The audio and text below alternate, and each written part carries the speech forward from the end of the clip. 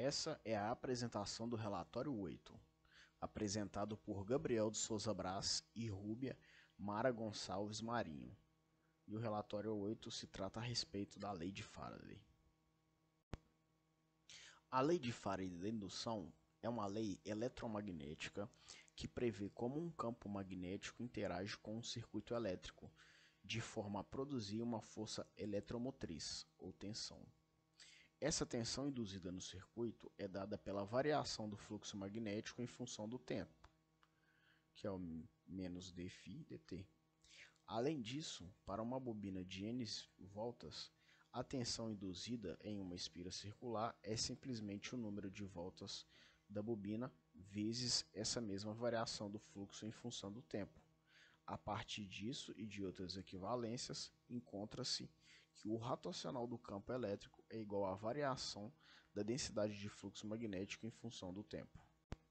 A lei de Kirchhoff das tensões afirma que o somatório das tensões em uma malha de um circuito deve sempre ser igual a zero.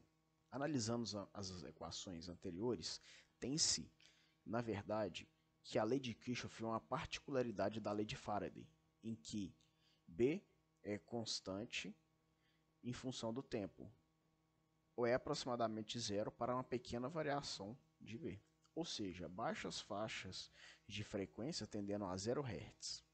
Em outras palavras, independente do valor de B, caso seja constante, temos que a soma das tensões numa malha é igual a zero.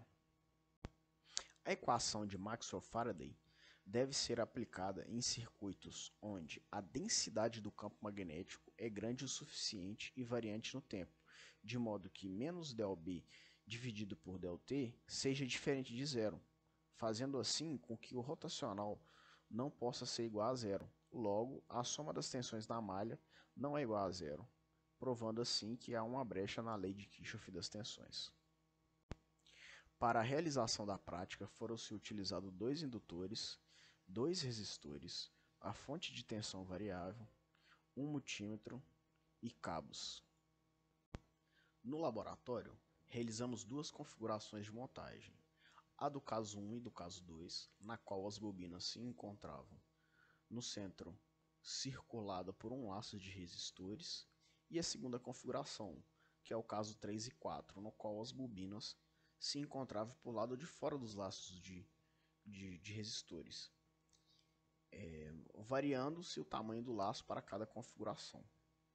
E o objetivo da prática foi verificar o comportamento do campo magnético e constatar a brecha na lei de Kirchhoff. Antes da energização do circuito, para o início das medições, validamos experimentalmente a polaridade das bobinas, de modo que o campo magnético estivesse alinhado de forma construtiva, ou seja, se somasse ao ligar os 2 indutores. Fizemos isso utilizando uma chave de fenda, na qual era possível sentir a interferência do campo magnético. Então, nós escolhemos a configuração na qual observamos menor vibração da chave, pois assim o campo magnético das 2 bobinas estariam alinhados e, consequentemente, seria mais constante e geraria uma menor vibração. Na primeira montagem, fizemos um laço de resistores em volta de 2 bobinas acopladas, com uma área reduzida e com uma tensão de entrada de 119,7. Nessas condições, o campo eletromagnético induziu uma tensão nos resistores 1 e 2, onde nós medimos 40,9 mV e 14,5 mV, respectivamente. Em seguida, temos o segundo caso, onde nós aumentamos a área do circuito em volta dos indutores e para os mesmos indutores e mesma tensão de entrada, obtivemos uma tensão induzida em R1 de 27,6 mV e R2 de 12,4 mV. Comparando esses 2 casos, nós podemos observar que o circuito de menor área teve uma tensão induzida maior que o circuito da área de maior área, fazendo assim com que as leis de Faraday elas não sejam aplicadas de forma correta, pois conforme nós estudamos aqui na teoria, a área é diretamente proporcional à tensão induzida, porque quando maior a área, mais linhas de campos atravessarão a superfície e induzindo mais tensão.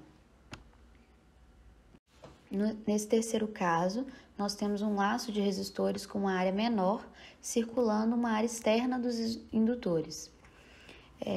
Utilizamos uma tensão de entrada maior para poder observar os resultados e obtivemos uma tensão induzida em R1 e R2 de 7,8 mV e 2,8 mV, respectivamente.